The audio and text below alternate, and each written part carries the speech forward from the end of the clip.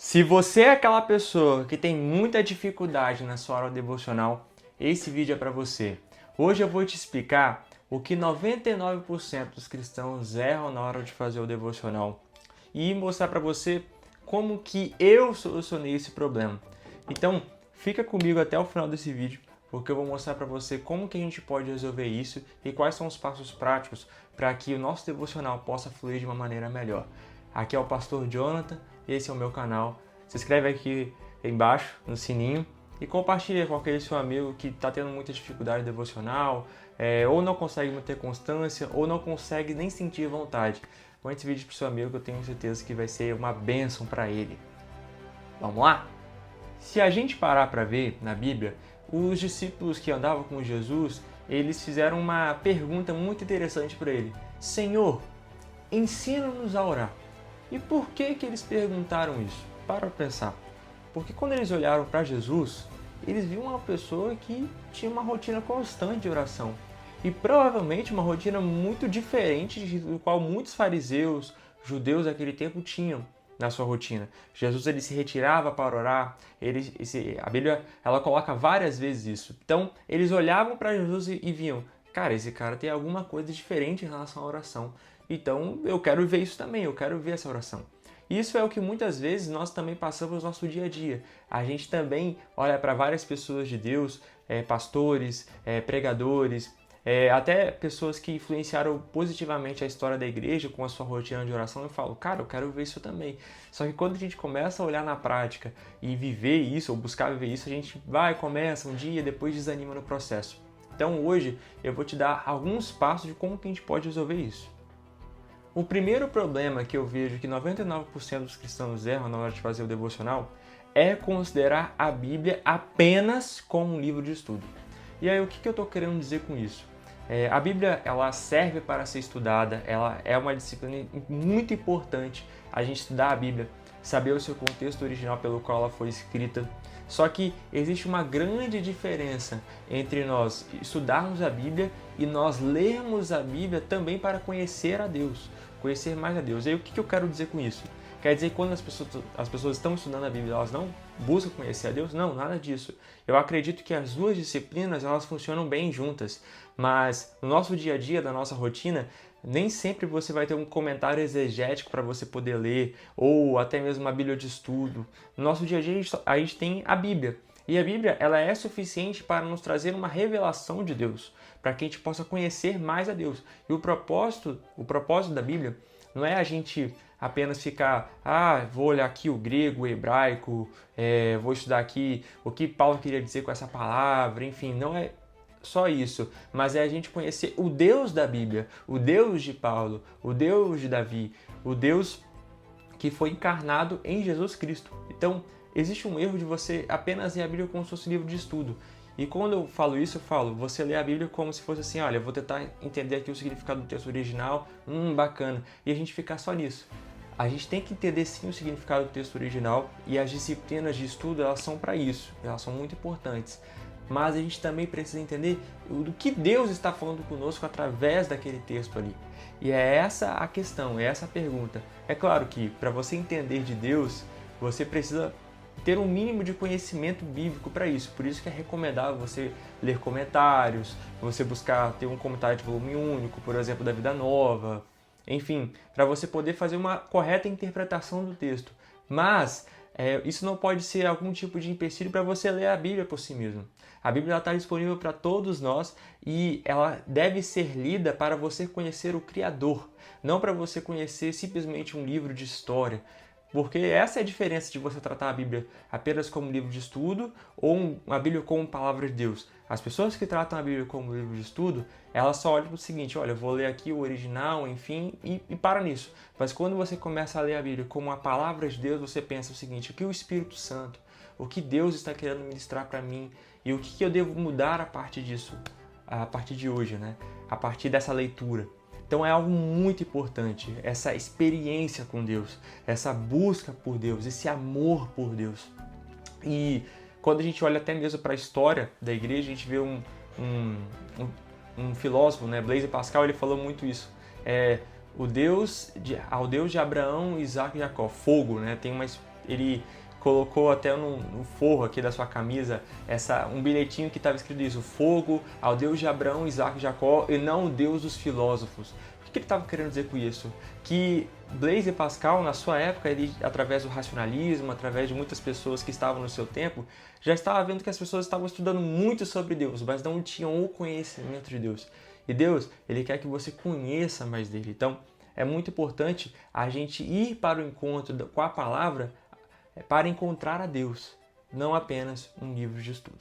Mas aí que entra a pergunta: você está querendo dizer então que a gente precisa buscar ter uma experiência, que quando a gente entrar nesse lugar é necessário que Deus ele fale conosco de uma maneira audível, de maneira interna, uma experiência muito forte? Não, não é isso que eu estou querendo dizer. É claro que você pode e pode buscar e deve ter experiências com Deus, mas isso não quer dizer que vai acontecer sempre. Então, o que é mais importante é a rotina. É a rotina do dia a dia ali e você estar diante de Deus, meditar na palavra, buscar a Deus. E Deus ele honra isso, ele vê isso. Até mesmo nos dias de aridez que você pode ter ali, de que você não está sentindo nada, Deus ele vê a intenção do seu coração de buscar a Ele, de estar ali com Ele. E é a partir desse começo que Ele vai aprofundando ainda mais a sua intimidade. E eu vejo isso muito, até mesmo na Bíblia. Paulo ele fala, na sua oração ali de Efésios 3, do versículo 14 ao versículo 21, que ele pede para que os Efésios eles sejam iluminados pela verdade de Deus, né? Eles recebam essa iluminação do Espírito Santo. E o que seria essa iluminação? Essa iluminação é quando Deus ele pega as verdades da palavra de Deus, pega as verdades dele, da obra do Senhor Jesus Cristo e começa a colocar dentro do seu coração. A partir desse momento que ele começa a colocar dentro do seu coração, você vai ver mudança na sua vida, transformação na sua vida. É aquela palavra de Deus. Eu mesmo já passei por isso de uma forma muito especial. Eu já li a Bíblia várias vezes, e já li principalmente o livro de Mateus, do qual eu estou lendo agora, várias vezes também. Mas uma coisa me destacou quando eu estava lendo Mateus 8, que fala sobre a questão de que Jesus estava para curar um paralítico ali. E aí ele fala bem assim: filho, seus pecados estão perdoados. Eu li isso, filho, seus pecados estão perdoados. Quando eu li, parece que veio dentro de mim uma alegria, parece que veio dentro de mim e eu comecei a chorar. Eu comecei a chorar e rir, porque ele falou: alegre-se, pois seus pecados são perdoados. E é como se naquele momento o Espírito Santo estivesse falando para mim: alegre-se, Jonathan, porque os seus pecados foram perdoados. E eu comecei a sentir dentro do meu espírito essa alegria. E foi uma experiência extraordinária. Isso quer dizer que isso vai acontecer sempre, que isso acontece sempre? Eu vou dizer para vocês que não é assim na maioria dos dias, mas quando acontece é muito bom. Então você precisa entrar dentro desse lugar de entender que a experiência espiritual também no devocional ela é importante e Deus quer que a gente tenha expectativas nele, expectativas de encontrar a Ele. Então a experiência também é muito importante e a Bíblia ela valoriza isso, tanto que Paulo ele ora: eu oro para que as verdades de Deus sejam iluminadas no coração de vocês, para que vocês possam compreender a largura, altura, comprimento e profundidade do amor de Deus derramado em Cristo Jesus. E o último tópico que eu vejo é que a gente precisa sair da superficialidade. Então eu falei sobre essa questão de ler a Bíblia, de não ler a Bíblia como estudo, falei também sobre a questão de valorizar essa experiência com Deus, mas isso não pode levar a gente, às vezes, a um subjetivismo, a buscar muitas experiências com Deus, enfim. Não, você tem que ter o que John Ray chamou de misticismo inteligente. Então, eu acredito que o devocional ele sempre deve ser a partir da Bíblia, não fora dela. Então, ele deve sempre começar com a Bíblia, porque a Bíblia ela é infalível, ela é absoluta, ela é a palavra de Deus. Então, a nossa experiência ela deve ser a partir dela. E a partir dessa experiência deve ter também profundidade.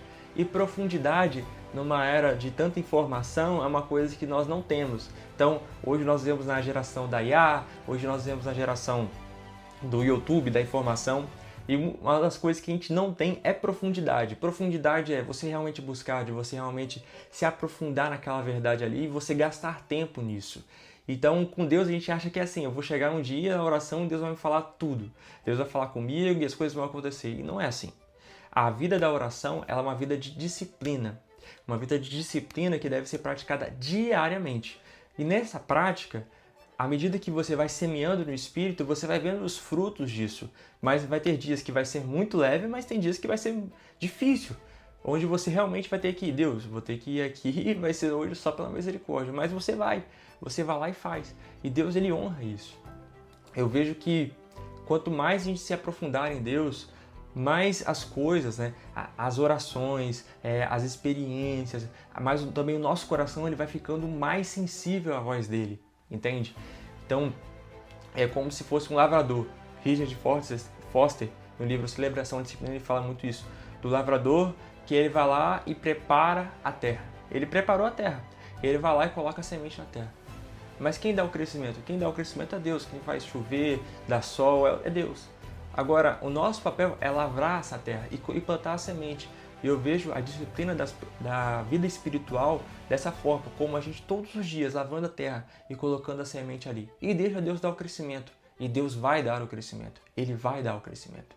Então, concluindo, como que a gente evita o erro de 99% dos cristãos? Primeiro, nós não devemos considerar a Bíblia como somente um livro de estudo.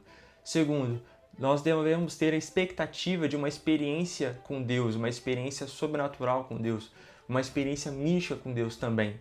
Mas isso não significa que você deve esperar que isso aconteça todos os dias. Mas sim, Deus ele se revela de maneira muito especial para nós, quando a gente se dispõe a ouvir Ele, através da Sua palavra sempre. E terceiro, nós devemos ser uma geração de profundidade, aonde não quer uma informação fácil, mas que realmente passa tempo ali debruçando e buscando o Senhor. Então esteja nesse lugar de oração, viva isso.